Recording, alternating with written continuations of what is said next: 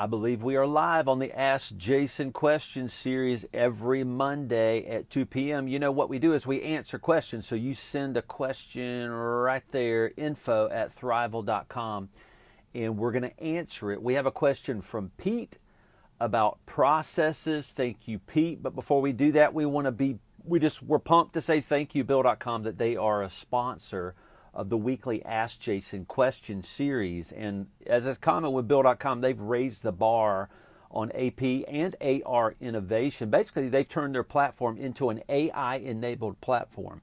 That's right, with statistical algorithms, the platform actually learns you and your company.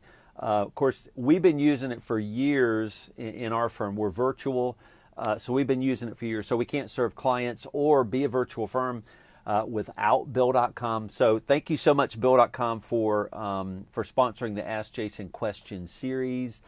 They got a sweet new platform. Basically, it's more compact design, easier to find buttons, international payments. They keep dumping all kinds of cool stuff into their platform. So thank you, Bill.com. So let's dive into the question from Pete. Here's basically what he says. Pete says, you said processes are so important in the buildup of your firm, but what do you do if you haven't even started? So I think what Pete's saying is he hasn't started building processes in his firm yet. That's what I mean by that's what he means by he hasn't even started yet. Now, what I would say is in a smaller firm, you do have processes. You always have processes. They're probably in your head for small firms and one-person firms or one or two-person firms. So the goal with processes is to get them out of your head and onto paper. And few firms do this. Now, why do I say everybody has a process? Because in accounting firms, we're always doing recurring tasks, right? So we are doing things probably in some certain order. But if it's in your head, you can't grow. That's basically the deal with processes. Processes are meant to pull out of your head the way you want to do things so that people you delegate work to can do it. And few firms do it. But processes are just more than something that tell you what to do. They actually enhance the value of your firm. And why is that? Because when you are consistent in your service, you become very valuable to people. So that's the goal with processes, is to become consistent.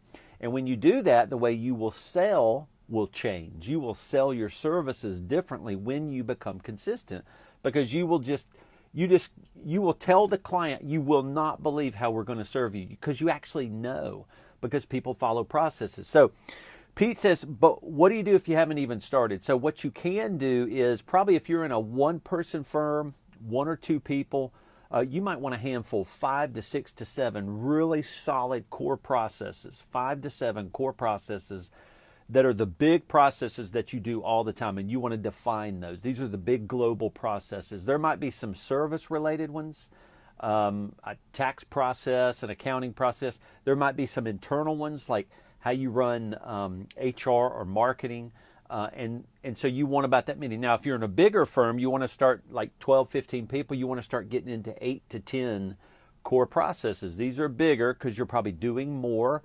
You have more of a team, more of a varied team.